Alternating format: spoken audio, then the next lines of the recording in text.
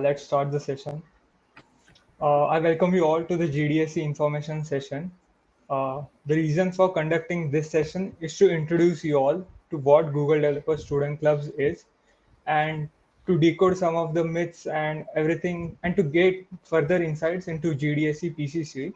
So without further wasting any more time, let's talk about what is GDSC. Next slide, please. Cool. So Google Developer Student Clubs are university-based community groups. So community and groups, what is that? So basically, we are a people of like-minded.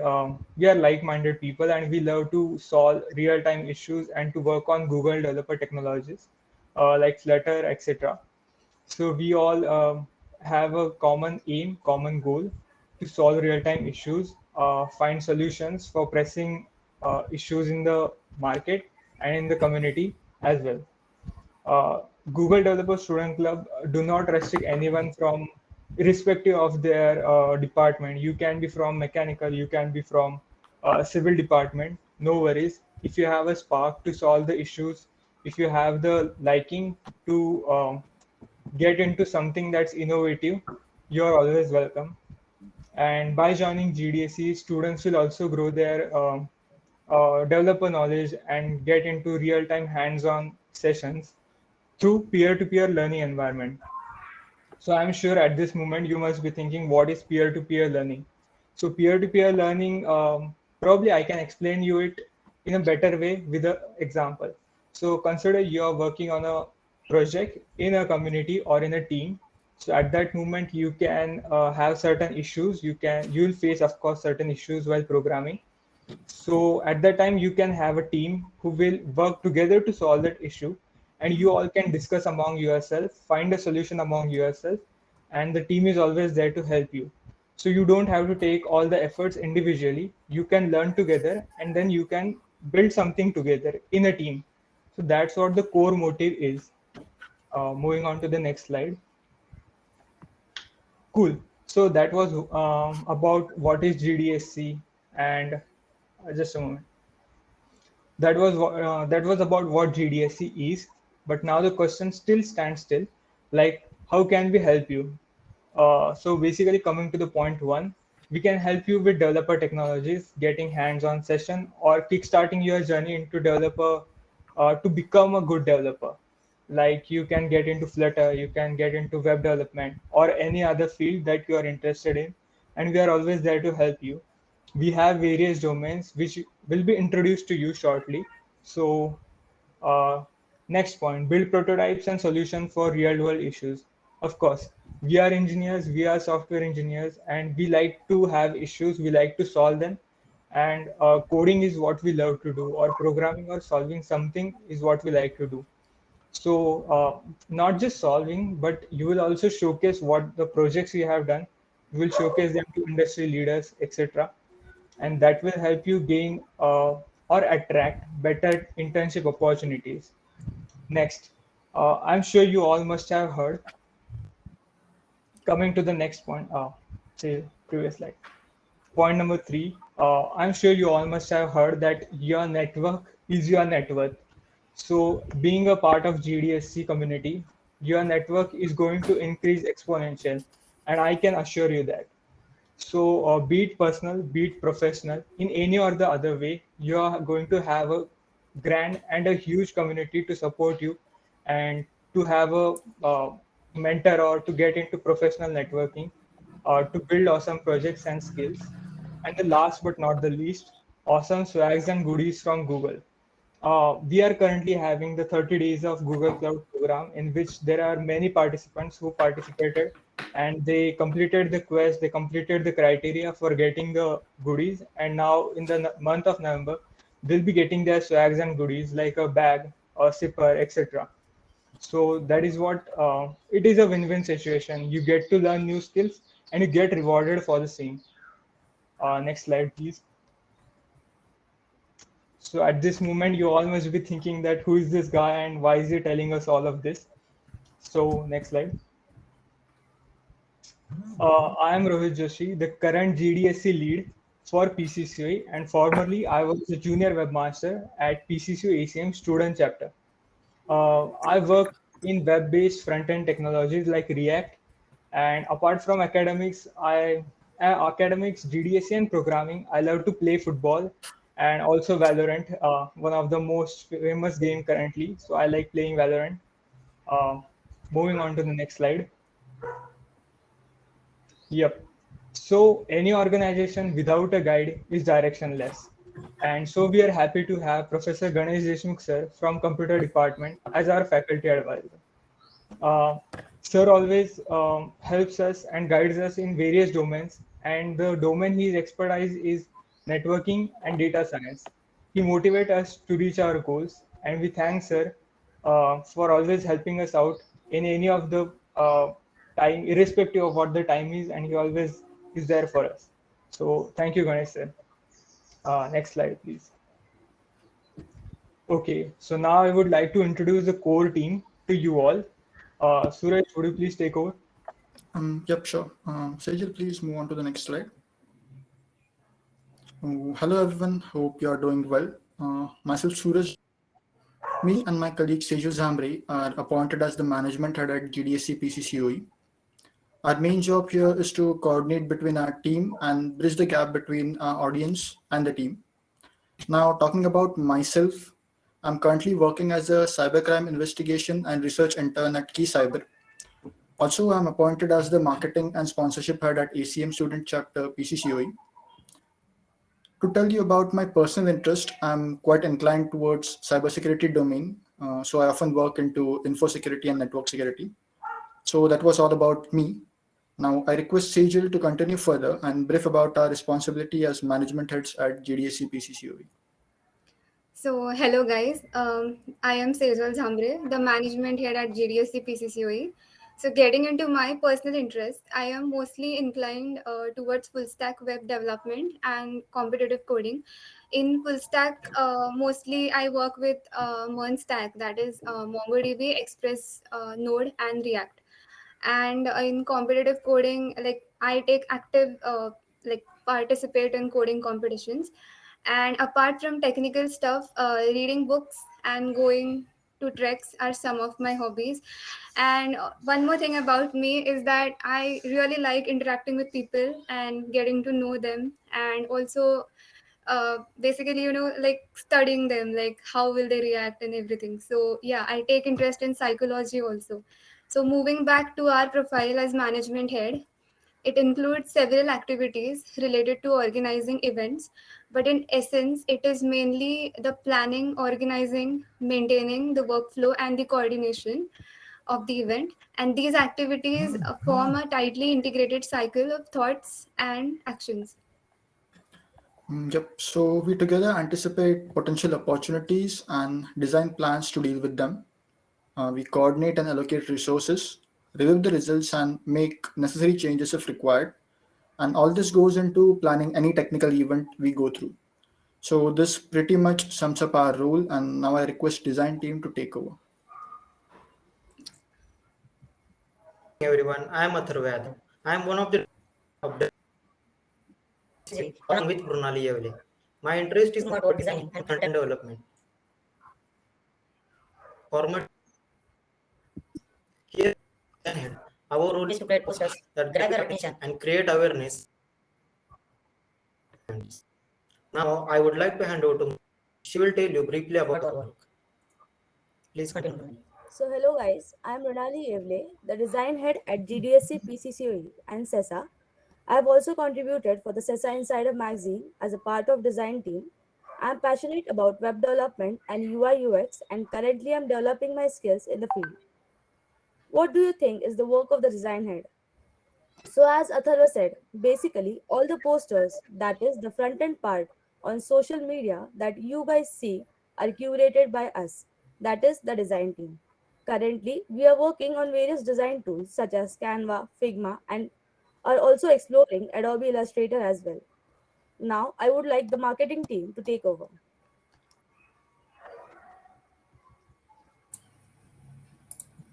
Okay, so hello everyone. Myself Shivam Desle, and I'm a third year information technology undergrad in PCCOE and treasurer in ITSA. So I'm a full stack developer and intern in KPIT Technologies, And here I have my colleague Uvi.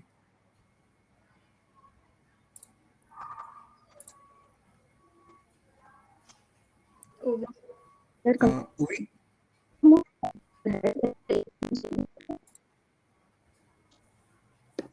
I guess Shivam, you should continue. okay, cool. Okay, so I'll introduce about OV2. So Ovi is in third year computer department, and she's into the full stack development also. So we are the marketing and sponsorship heads of the current year of GDSC. And so all of you are aware that marketing plays a very crucial role for awareness of any event. And we work on the best ideas possible that will grab the most audience to our event. Okay, so also as a sponsorship heads, our role is to identify the potential sponsors and request and convince them to provide their support for any event or activity, like either in the financially or in the form of few services only. So that is what we do as a sponsorship and marketing heads.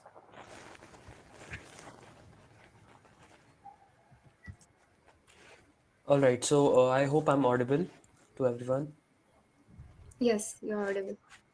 Uh, right, so hello guys, I'm Tejas Jadhav, the social media manager at GDSC PCCOE. Now, as you all are aware, nowadays social media plays probably the most important part in the success of any organization, be it a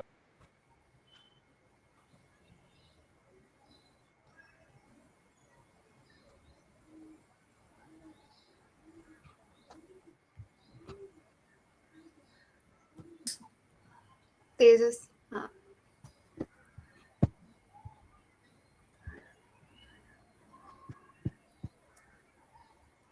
I guess he's having some net issues, so we can move further. Okay, so let me introduce him. So this is Tejas Jadhav, our social media head. He's the one who's responsible for on all our social media platforms. And telling about his personal interest, he's very good at music, and that's all about him. And I hope you'll be seeing him very soon. Further. Oh, hi Suraj, am I audible now? Oh, he's back. He's back. Yeah, you're audible. All Go right, ahead. so you did the part for me, it's okay. Cool. Cool. So let's proceed with domain teams now.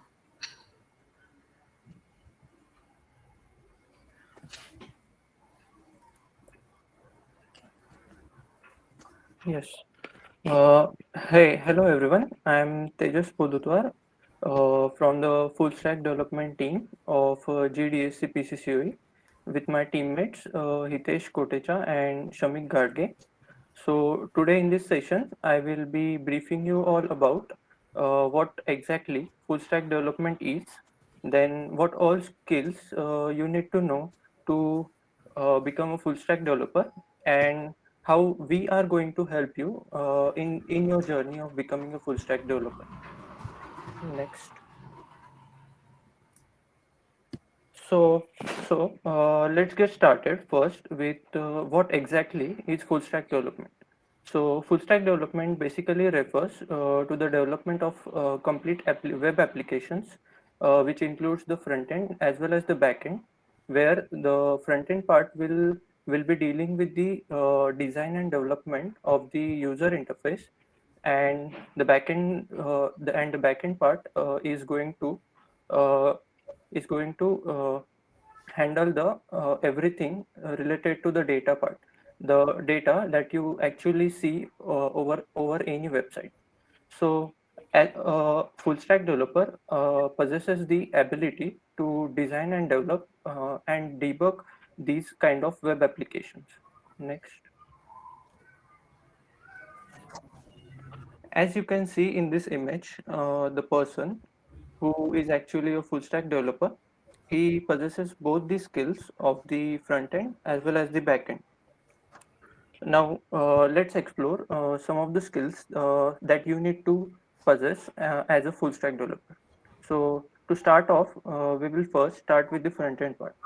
In the front end, the minimum skills that you would be requiring will be the HTML, CSS, and the JavaScript. So once you become confident in these three, you can actually move on to some of the front-end frameworks like React and Angular, which will actually help you build some of the complex web applications very easily. So now if you feel confident about in the front end part, you can actually move on to the back end.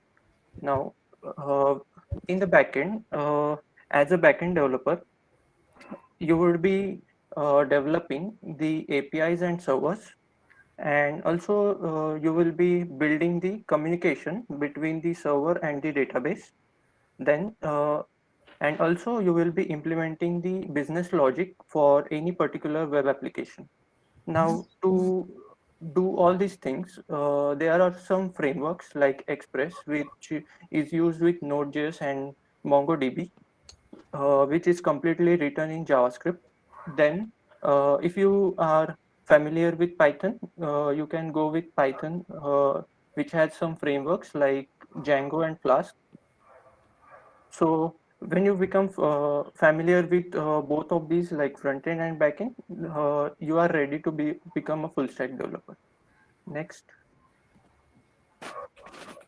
Now, as you all have got some of the introduction about what full stack is and what all skills you need to require. So you will come across some of these popular tech stacks, and uh, and the question will arise like which ones you should choose in your career. So this depends upon the programming language you are actually familiar with. Like if suppose you feel confident in writing some code in JavaScript, then you can actually go with the first three, which is the MERN, MEAN, and the Maven. Amongst the three, if you will go with the MERN stack, you will find React in the for developing the front end.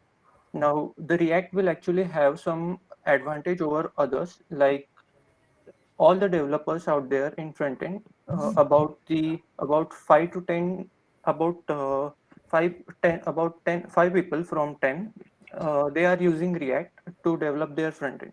So this will actually help you catch a good community of people, and you can work with them. Now, if you are familiar with Python and you have written some code previously with Python and you feel confident writing code in Python, you can actually go with Python frameworks like the Django with React. Then also there are some other frameworks with Java and PHP as well, and many more. So this particularly depends upon which programming language you are actually comfortable with. You can actually go with the tech stack of that particular language. Next. So now the question comes like, why should you choose to become a full stack developer? As a developer, you are going to solve real world problems. Full stack will actually give you that power to solve these problems. Then you all study the data structures and algorithms, right? So in order to apply these data structures and algorithm, full stack will be going to be the best place. Then as a full stack developer, you are handling both the front end as well as the back end part, right? So this is going to give you an edge over the front end developers and the back end developers, which actually creates which actually creates some high demand in the industry, and it opens lots of opportunities for you. Next.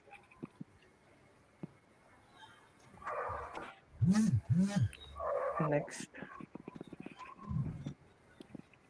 Okay, so coming to the part like how we as a part of GRDSC will be helping you out in the journey of becoming a full stack developer.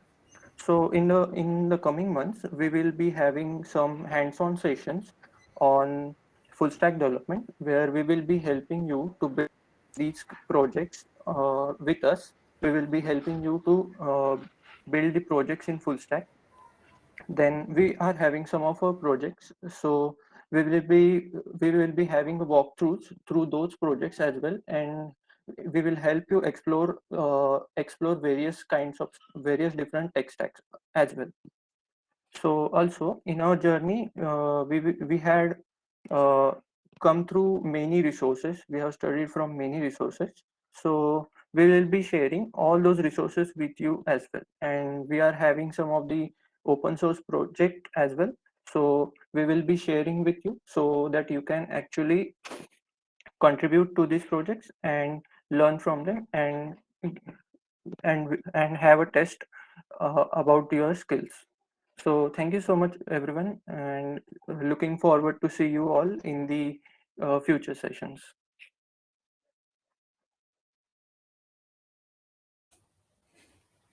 Hello everyone, hope you are all doing well.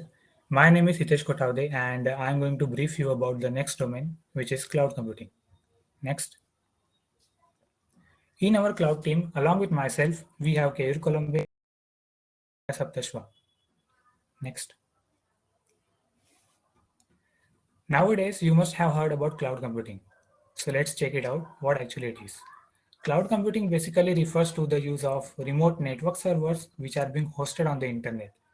Now, the purpose of this is to store, manage, process, and retrieve different kinds of data from anywhere in the world. Earlier, before cloud computing, all the data was stored on local servers. But the two main disadvantages of using it are, first of all, the setup is too costly, and second, there were troubleshooting errors which were quite tedious. So to solve these issues, cloud computing came into the picture. It provides the on-demand delivery resources with the pricing as go, which means you can pay only for those resources which you have consumed.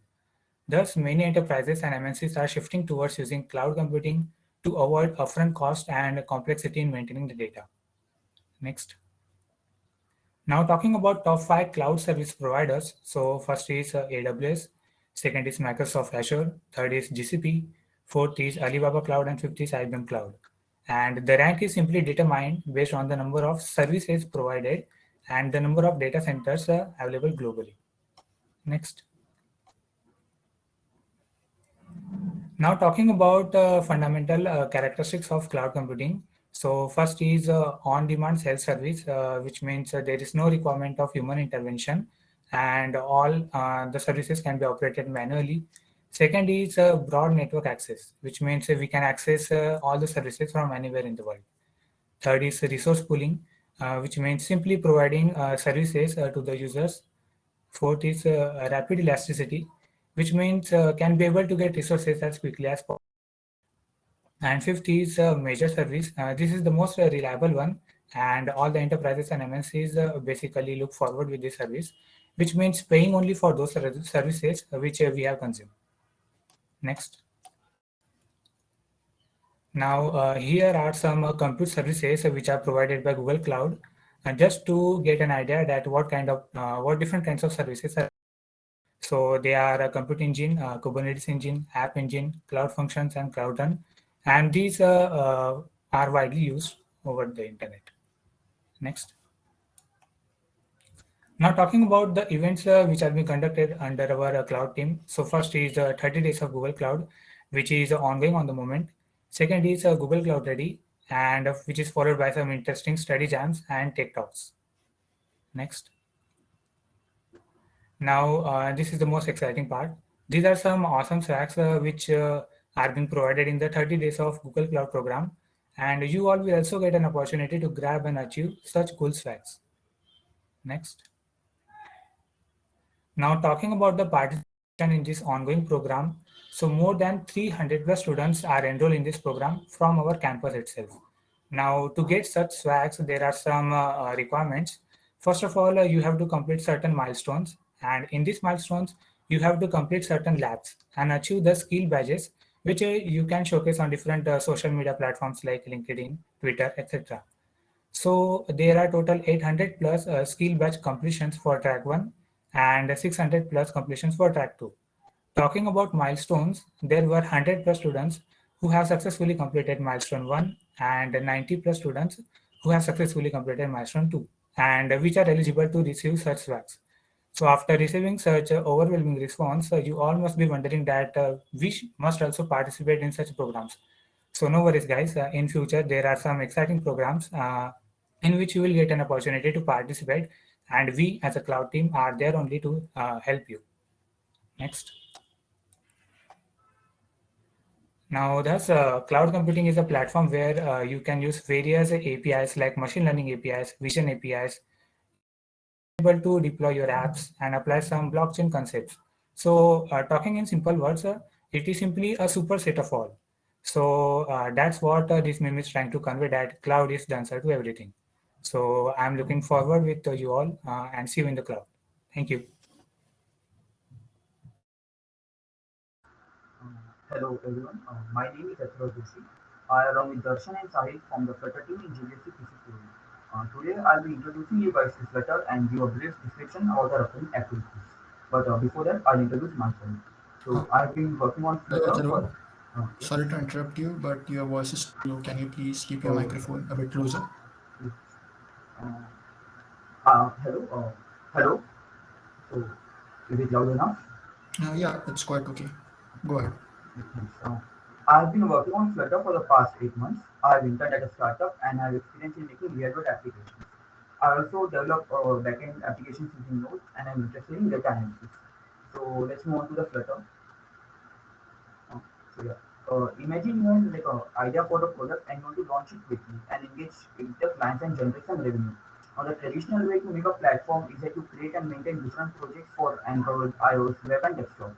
You can see how annoying and redundant it is to write the same code again and again to make it work on all these platforms. Also, if you are, let's say, a startup, then it becomes very costly to maintain all the different development teams working on these identical codes. Now, this is where Flutter comes to the rescue. With Flutter, you can make a project that works on all the devices from just one code base. So you don't have to like micromanage everything and focus on developing beautiful UIs and response. You can develop beautiful and responsive UIs built on any platform. So for now, the supported platforms are mobile, web, desktop, and embedded devices like let's say smartwatches or something. So let's move to the next slide, please. Hello. Hello. So I'm audible, right? Yes, Adhir, you are. But can you please speak a bit louder? Oh, yeah, sure. So, like the other teams here, Flutter is actually a domain in itself. It is a framework used by many other domains like web development, mobile application development, and others. All of these are their native frameworks and other cross-platform frameworks for making platforms. But as I said earlier, it is difficult to maintain different projects. So, since I'm a Flutter developer, I'll make the case for Flutter here. So in Android development, in Android section we use Kotlin, and in like iOS we use Swift and Go. So and Ionic, React into Xamarin and Flutter are the other cross-platform frameworks. So I like explain why Flutter is actually good comparing to others. So Flutter uses Dart as a language, while Ionic uses three different languages which are not related to each other: HTML, CSS, and JavaScript. React Native uses JavaScript, Swift, and Objective-C, while Xamarin uses C# and .NET. As you can see, for a beginner, it's difficult to learn multiple languages and then start making projects. But in Flutter, you can use single language and the learning curve is very steep and you can immediately start making some projects. So the performance here is compared to the native platform, so like Kotlin and Swift. So React Native and Xamarin are very close to the native platforms. Their speed is quite good. Ionic is very moderate and is not used as widely, but Flutter is amazing. So the reason Flutter is amazing is that Flutter engine takes complete control of your screen and renders everything to it. So the speed is actually very good. So the user interface. So let's say there are various modules. So React Native and Xamarin use the modules which are provided by the Android and iOS itself, while Ionic uses HTML and CSS, embeds them in applications and then display. But Flutter has its own visuals, which are called fast as React Native and Xamarin. Can we move on to the next slide, please? Okay, so Flutter versus everyone. So the thing is, in web development, currently the preferred platform is HTML, CSS, and JavaScript. HTML for the structuring, CSS for designing, and JavaScript for the functioning. Also, so as you can see, three different languages, same thing. A beginner has to learn three different languages, and then you can start developing some real projects. And this is a bare minimum. Like there are multiple platforms as explained in the full stack part. Also, web pages are in a form of documents. So the thing is, all of these documents aren't rendered in the same format on different devices. And If your project is like quite big, you need several web packs to like bundle everything, reduce the size, and then you can like put it into production. So in Flutter, there is a single language bar. Also, Flutter like draws directly onto the canvas. So as I said, the Flutter engine takes complete control, and then you can see exactly everything as you code on every single platform. Also, Dart is a main web packs. All of this is like complicated stuff, but it's like good to know. Also, layouting your app is very easy in Flutter. You don't have to like a bunch of CSS, just one single command, and you can convert it to row, column, and everything you can. Can we move on to the next slide, please? So, how will GPC help you in the process? So, like anyways, we will conduct webinars, we will like create projects, and we will share you other resources. So, while webinars, we will like, conduct multiple webinars where we will explain the importance of Flutter and the different UI parts, integrating it with API, and how to use Flutter in different platforms. So, in projects, we will be like creating multiple open source projects and also helping you guys in your projects if you are making some in resources. So we will be posting resources of our own and like the best we've seen when we were learning. Can you move on to the next slide? Okay. Hello. Thank you. Hello everyone, I'm Aditya Dev, and I hope I'm audible properly. Yes, Aditya, you are. Okay, so I'm going to give a brief introduction about artificial intelligence and machine learning. Moving on to the next slide. Okay, so the AI/ML domain team comprises of myself, Aditya Dev, Yash Khadse, and Pratiksha Pawar, and together we'll be helping you learn various concepts in artificial intelligence and machine learning in the upcoming months. Let's move on. Okay, so I'm sure everyone has heard of the terminologies artificial intelligence and machine learning, just thrown around haphazardly without any regard for their meanings. But their actual terminologies having separate, distinct meanings. So AI or artificial intelligence is a comparatively recent branch of computer science concerned with building smart machines that are capable of performing tasks that typically require basic human intelligence. And what I mean by basic human intelligence is, as a rule of thumb, if you can do a task, if you can do a mundane task within 5 to 10 seconds, then that task can be automated using artificial intelligence. Okay. Machine learning, on the other hand, is a subset of artificial intelligence. Artificial intelligence comprises of other domains as well, like IoT, robotics, etc. Machine learning is the study of computer algorithms that can make software applications become more accurate at predicting outcomes without being explicitly programmed.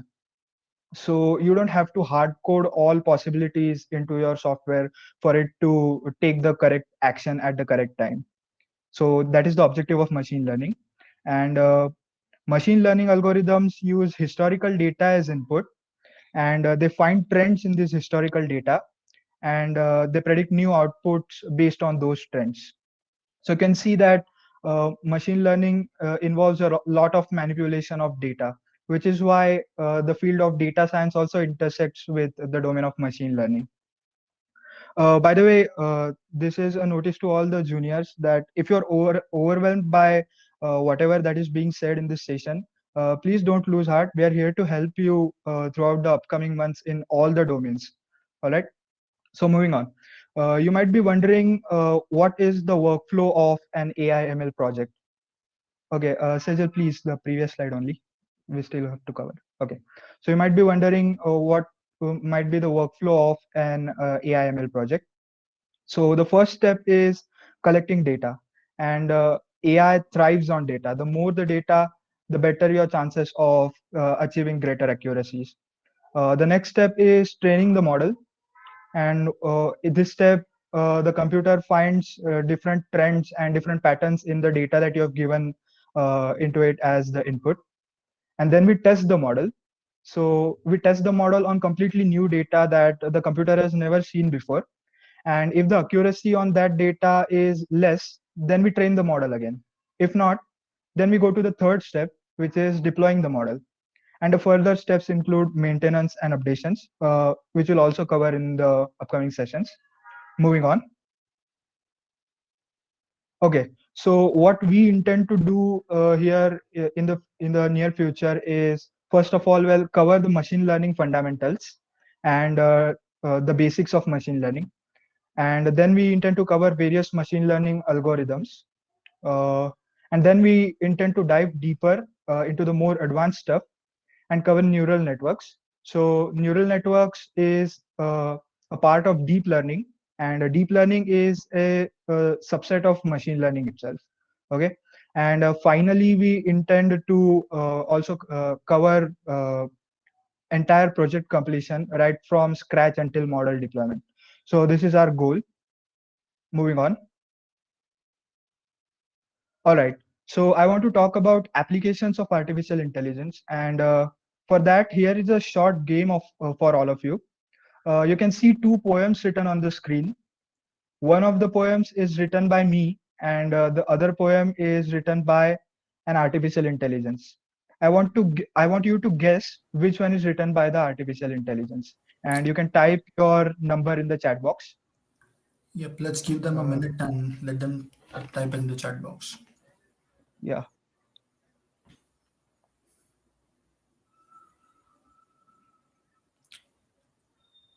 So Aditya, can you clarify that what option they have to put it in the chat box, for yours or for everyone?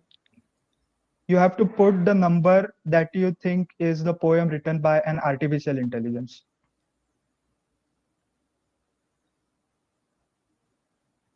Okay, so some people are dropping 2.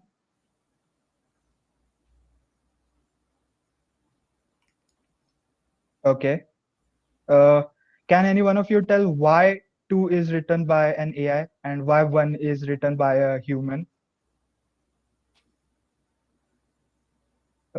Because look, if you try to do a dramatic reading of both the poems, then both of them seem like they've been written by Shakespeare. And mind you, I'm not comparing myself to Shakespeare. Okay, so a couple of you have given as 1 as well. Okay, so most of you, okay, it feels poetic, but doesn't make complete sense. I think the first one also doesn't make complete sense, but okay. Okay, anyways, moving on. Most of you have answered it correct. The second one is written by an artificial intelligence, and the first one is written by me. Uh, so you can see that artificial intelligence is great at imitating humans, right? When I read that poem, it was like I could convert it into a song. It was perfectly rhyming, right? It was great. I was really excited. So this is an application of artificial intelligence in the field of art. AI is also used in various other more important domains like internet and e-commerce, agriculture, even cyber security. For example, I'm working on intrusion detection systems using machine learning and deep learning with a couple of teammates right now. AI is also used in video games and just games in general. It is used in education and finance and government sectors like military and healthcare. But the one that I think is most interesting is art because, well, its face value is really cool. So I want to show you something else that is cool. Let's move on to the next slide. Yeah, so this is a thing called as neural style transfer. So you can see that the second image is a style image and the first image is a content image. And using this neural style transfer, we can superimpose the style of the second image on the content of the first image, and we get that cool styled image as an output. So whenever I have to release any music or anything like that, I always use this neural style transfer. And you guys can try it out using that link that I've given on the slide. So that's it from me. I hope this got you interested into the domain of artificial intelligence and machine learning. And I hope you'll be joining the subsequent sessions that we organize in the upcoming months. Thank you.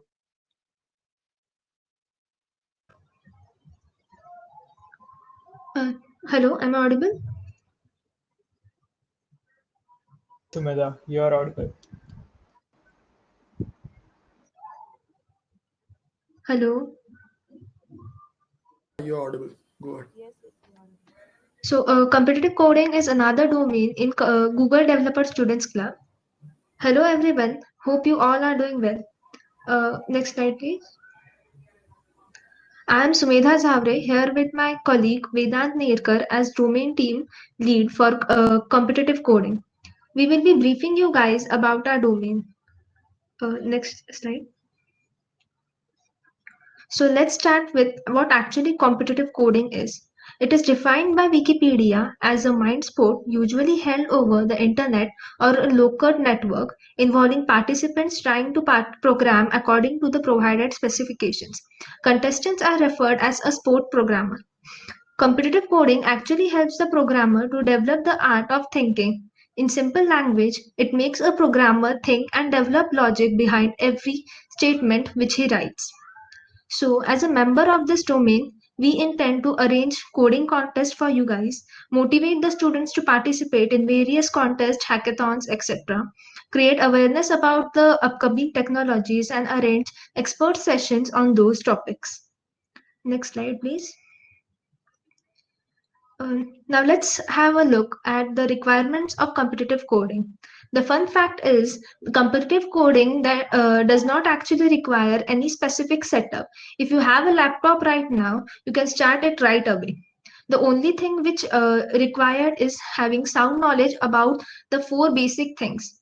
The first is basic mathematics. A programmer should have basic knowledge about maths and should be able to do basic calculation stuff.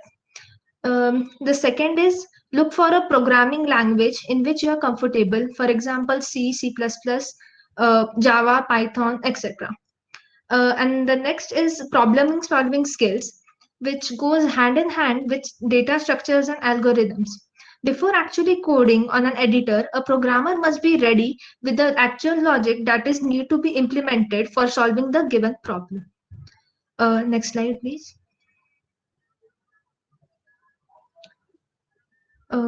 We as a domain will focus on introductory session on data structures and competitive coding, expert session for important algorithms required for competitive programming, 15 days of code, and many more interesting coding contests.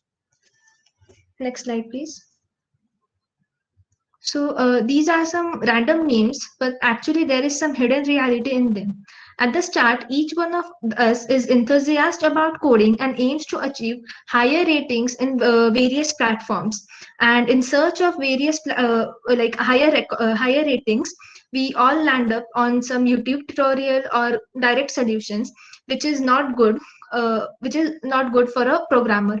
So the only success mantra for every coder will be eat, code, sleep, and repeat. Thank you. I hope you all enjoyed this session.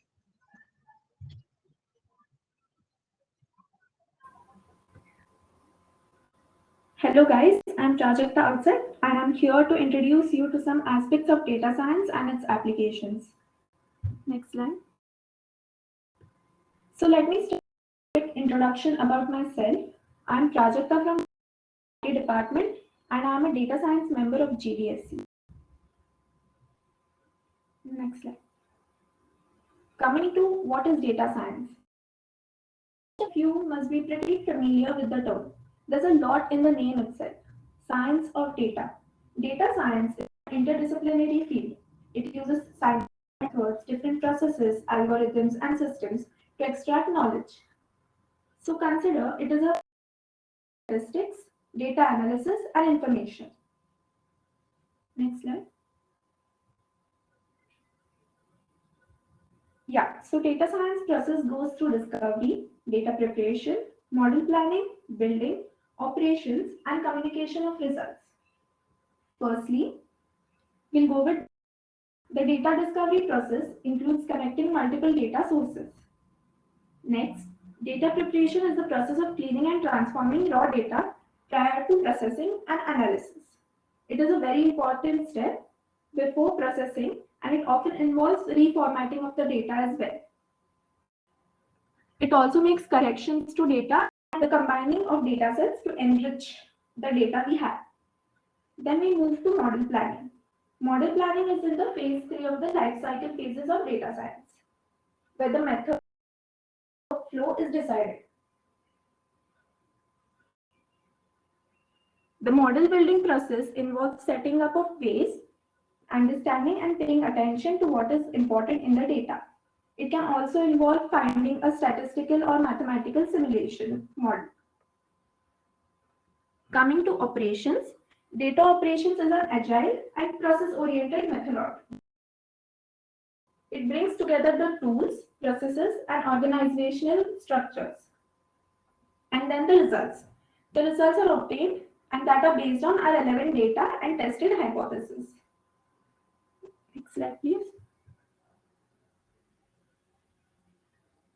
Quickly to some applications of data science: fraud detection, risk management, medical diagnosis, supply chain management, logistics, stock trading, and also recognitions, natural language processing, cybersecurity, etc. Next slide, please. The future plans. All the possible learning resources will be provided by us. They'll be working on different projects to add some to our knowledge, and also links will be provided for open source contributions. Thank you.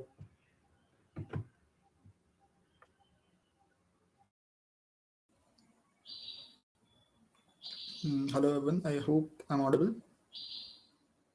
Yes, Suraj, you are audible. Yep. So till now, you might have got an idea about all the domain teams of GDSC and the activities they have planned for you all. Now you may be thinking that, fine, this was all about our future plans, right? Which are yet to come. But what has GDSC done till now? So here's a crisp overview of our ongoing and past events. So Sejal, please, can we move on to the next slide? So guys, it all started with 30 days of Google Cloud. This event is currently ongoing. And under this event, we had 3 sessions by our cloud facilitator, Keyur Colombe. And we got an amazing response, as you saw earlier, that were 300 plus registrations from our campus itself for the 30 days of Google Cloud. After that, we had 2 events in collaboration with ACM student chapter of our own college. The first one was Get in It to Get Push. It basically paved the way towards doorstep of open source for all of us. And I hope you must have enjoyed the same. Later on, we brought Hacktoberfest, which is still going on. Today is the last day for Hacktoberfest. And as per the stats, the response for that particular event is very good. It's beyond our expectations. So now what next? A lot more events are planned already, and they are already in the pipeline. And now we look forward towards your support and active participation in our upcoming events. So that was what GDSC has done till now, and a lot more to come. Now I request Sejal to continue further.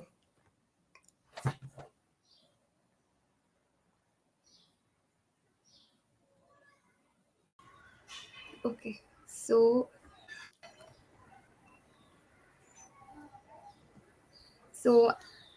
here I present a scholarship by Google.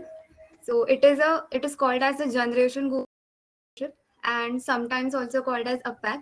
So the scholarship was started with sole purpose of helping girl students pursuing computer science, excel in technology, and become leaders in field.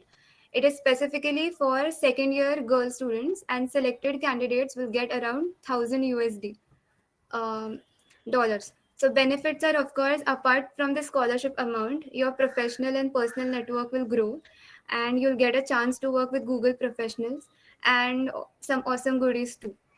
So for the application purposes, I would like to open the website and show you a brief overview about it. So the eligibility is you have to be a second year girl student, basically studying in any university in Asia Pacific country. And for the application process, you basically require 3 main documents. Like apart from the general background information, like your contact information or your name, age, and everything related to the university information, you require your resume. Okay, you require your academic transcripts, and you require the answers to these 2 questions. Okay, so that's it. So transcript, now you might be wondering what is transcript. So transcripts are nothing but you can upload your first year mark sheet also. Okay, So the deadline for the same is Friday, December 10. Okay. And if you click on this button and if you go, it's a very simple form. You just have to go through all of these things and you have to fill up the application and you have to then submit it. And then for further process, Google itself, the Google team itself will contact you. So that's it about it. So moving on to the next thing. So as mentioned in our posters, we have a surprise for you all, and let's have a look what it is. So any guesses from your side? You can obviously put it in the chat box if you are having any kind of idea. Yep, I guess the surprise stays completely surprise. So I guess Sejal, you should start. Okay. So here's the surprise. We are about to recruit the second year team for GDSC. So gear up for it and be ready to flex your skills and bag a spot in our team. So we will be soon be floating forms related to it. But before that, I would like to tell you all that our own core member, that is Shivam Desai, has worked in a SE team in the previous tenure of GDSC. So I would just like to call upon him for sharing his experience, so you people can get a brief idea about the role you'll be playing in the SE team. So Shivam. Yeah, cool. Okay, so last year I was a second year coordinator for GDSC PCCOE, and I would say it was a very great experience for me to work with the people having a lot of knowledge and experience from various domains. Okay, and when I joined the GDSC last year, so at that time I had no clue about any kind of development or like no web development, no app development, nothing. But when I saw the people from our community, then I really got inspired and started to work with the web development. And later on, I got internship in KPIT also. So, like seriously, guys, it matters a lot when you are surrounded by the right people and such a good community who motivates you to do something better. And besides that, I also got connected to a lot of people through GDSC, and that's why I feel that I am lucky to like I got this experience in my second year itself. So I'll surely urge you all to get registered yourself for the recruitment process, and we are very eager to meet you all. Yeah, thank you. Okay, thank you, Shivam. And so here we reach at the end of our session. And first of all, I would like to thank Professor Ganesh Deshmukh for his valuable and constant support for us. And thank you all for attending our session. And we look forward to positive response ahead for the events we conduct. Thank you so much. And all links related to the scholarship or whatever Aditya told you, or whatever kind of links we basically mentioned in our session, we'll be sharing you. Uh, and the further communication would be done through Discord. And one more thing I would like to mention is that if you have any kind of suggestions, like on what kind of sessions do we should conduct, you must feel free and reach out to us, any of us, maybe on Discord or Instagram, any kind of social media platform you are comfortable with. So be free and be active. Okay, thank you. Yeah, so So guys, this was all about today's session, and now you can ask any doubts if you have. Feel free to ask any doubts. And yes, many of you are asking for further communications. So all the further communication will be done through our Discord server. Link for the Discord server is already posted in the chat box. So please hop into the server. And apart from communications, many more resources will be also shared over there. Updates regarding our future events and many more. So the server will be really very important for you all. yeah, and to get benefit of community, like community, always try and ask your questions in Discord itself. So we together can help you, and people like you who are having the same doubts, they also might benefit from it, right? So please, I request you to not flood our chats, okay, on WhatsApp chats, and it's a sincere request actually. And please strictly keep your discussions regarding any like doubts or discussions or anything you want to ask on Discord itself. Okay. Yes, Yeah. and here's a question from Abhishek Bhadane. So hi Abhishek. Regarding the recruitment process, every detail will be provided to you shortly. Mostly it will be posted either on our Instagram handles and also on the Discord server. So stay in touch over there. Basically, I have pasted the feedback form link. So before you all leave, please fill in the feedback form. Yep, and one more thing before you all leave.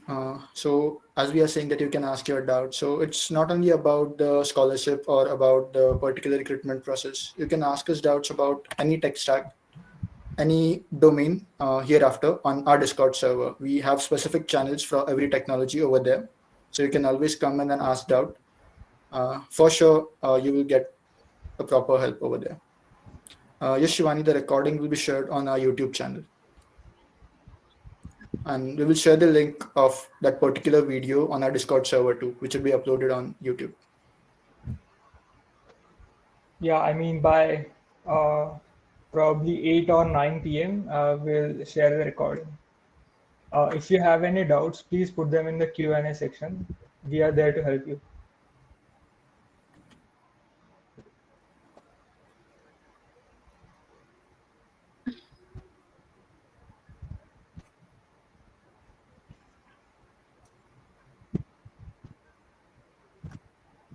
Yes, and if you feel that you are totally satisfied and you don't have any kind of doubt, then you can leave. Thank you so much for attending the session. I hope you all enjoyed it. And yeah, guys, please don't forget to fill the feedback form. It really helps us to plan further sessions for you all.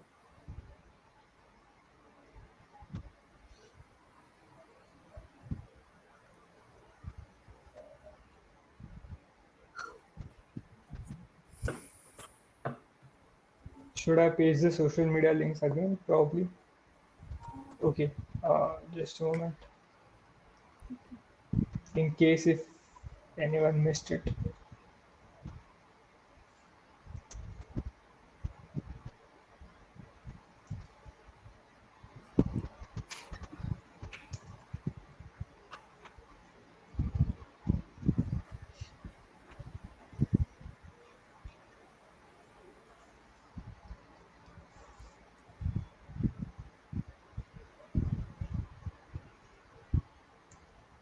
Feel free to ask your doubts. Can you please share the PDF of this presentation? Okay, we will share this PDF uh, by today itself on the Discord server. And you will also be having the YouTube video link, so you can always go through the video again if you want to revisit any part.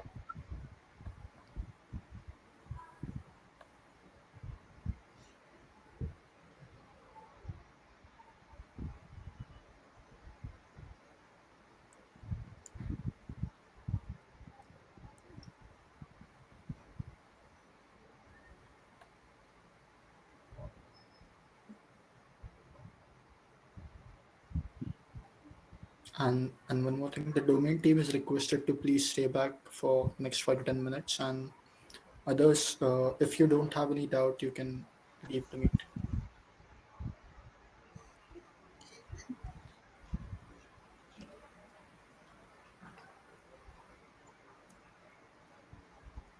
Today is the last day. Yes, Ayush, today is the last day. 29th October, 11:59 p.m. After that, you won't be, I mean, your progress won't be considered for the 30 days of cloud. So make sure you complete all your quests and skill batches before 11:59 today.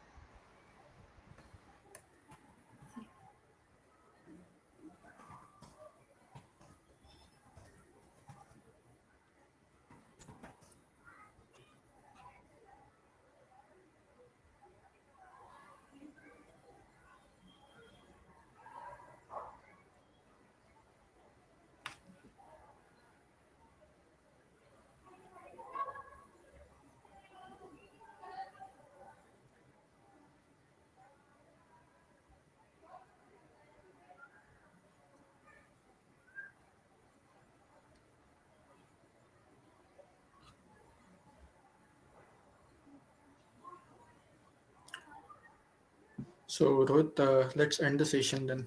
What's it? I guess there are no more doubts.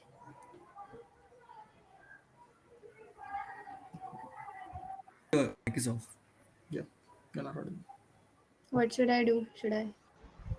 You Yeah, can stop let's presenting the stop. screen.